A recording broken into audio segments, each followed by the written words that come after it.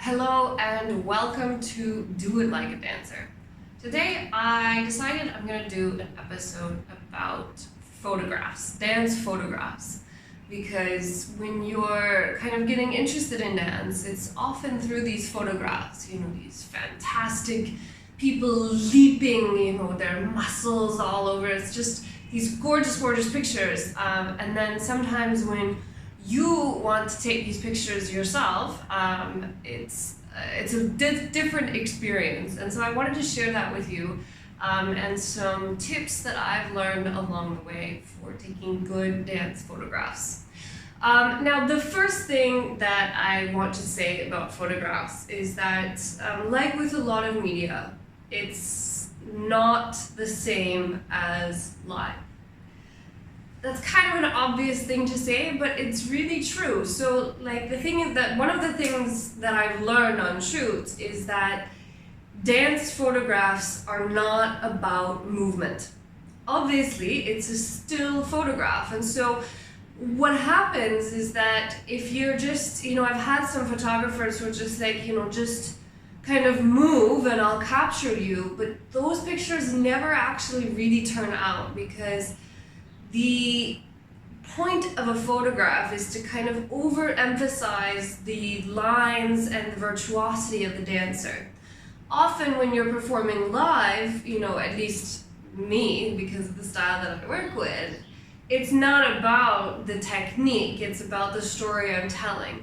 But the story you're telling in a photograph is very different, because you have to find a way in a single frame, in a single capture, to explain what you might be able to explain in a 10-minute dance. So obviously you can't. So you really have to approach the session, the photography session, in a completely different way than you would as a dance, a movement performance. So generally there's just a few things to kind of keep in mind. Obviously dance photographs overemphasize technique. So when you're watching a performance and, there's especially ballet where you have these, moments where they're balanced perfectly with their legs here and there, these are good photography moments, right? Because they have, they're like this tiny little moment of stillness that looks very virtuosic and interesting. So you have to work with a photographer who has a very good sense of timing, who can kind of get a sense on how long it's going to take you to get into the posture and then be able to click right away, because obviously these moments, in the picture they last forever, but on stage they're like this and gone. This is especially true with jumps. So obviously if you're doing any jumping photographs, the photographer really has to be on it to know how to kind of get those things. And jumps are very difficult, by the way, because everything from your expression to your hands to your feet, every line has to be kind of perfect, because the camera really captures everything that your eye doesn't necessarily. A couple things though that really, make a difference is that when you see these photographs, especially with the clothing kind of floating in air, especially with those long flowy dresses, most of the time that's not actually due to the movement.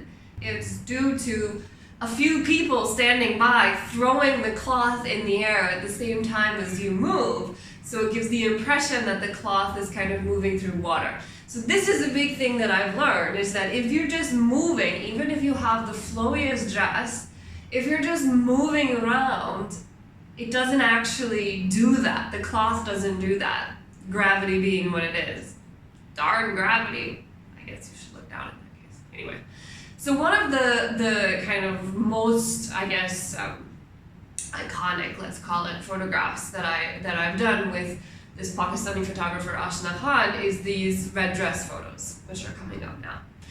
And this particular one, this is not me moving, right? It looks like, because I've kind of gone down, the cloth is flying up behind me. Somebody threw that, right?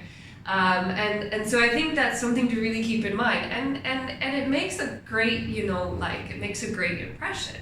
But it's not natural. Somebody does that. Another thing to keep in mind on dance photography is that it's actually much more tiring than you think it's going to be.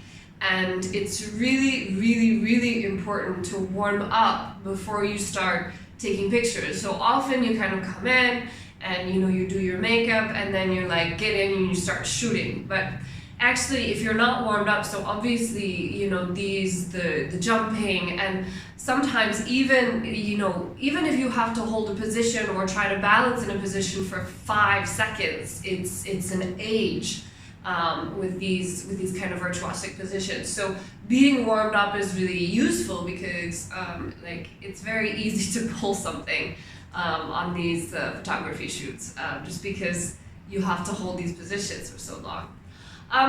Generally speaking, like I said, these photographs overemphasize technique, they overemphasize lines. So any position that you can find that has some element of virtuosity or has interesting lines is going to read better in a photograph. I think sometimes I get a little bit frustrated just because I work so much with storytelling and not at all with with this kind of technical work, but this is what translates to photographs.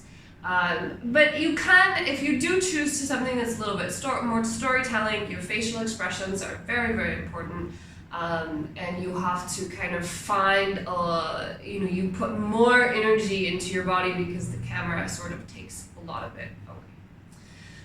Those are the main things to know about dance photographs. If you have other questions or you'd like me to cover something that I didn't in this video, so do let me know in the comments and I'll get back to you.